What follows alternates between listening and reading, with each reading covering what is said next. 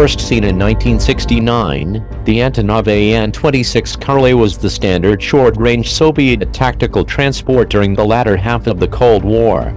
Developed from the previous An-24 design, it was first Soviet military transport aircraft to have a fully pressurized cargo hold.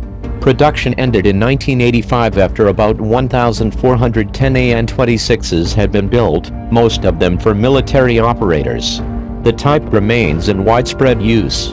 Small numbers of An-26s were converted as An-26 RTR Karl Bielant, Sigint, electronic warfare platforms and have a profusion of swept blade antennas above and below the cabin.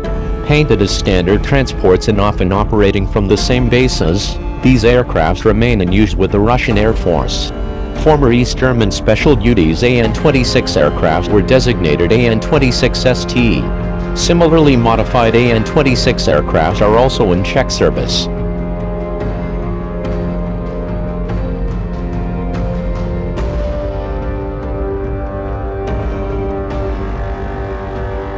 An unusually active combat role was undertaken by An-26s in Angola and Mozambique, where under fuselage bomb racks were fitted for the counterinsurgency role. Some An-26s, most notably those used in Afghanistan, also carried pylon-mounted chaff flare dispensers.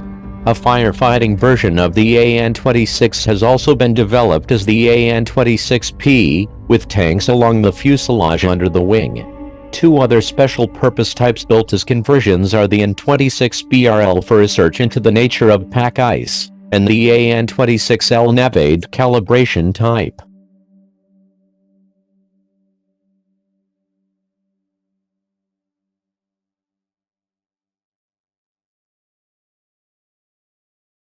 Two major variants have been developed from the An-26.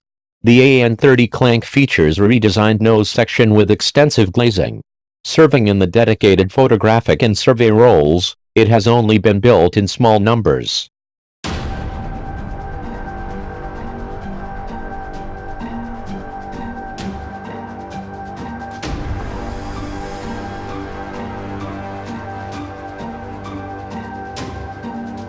The An-32 Western designation, Klein replaced the An-26 in production from 1977.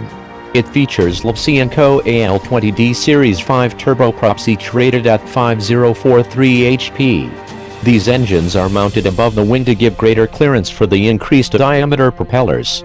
The Indian Air Force operates An-32s under the local name Sutlej.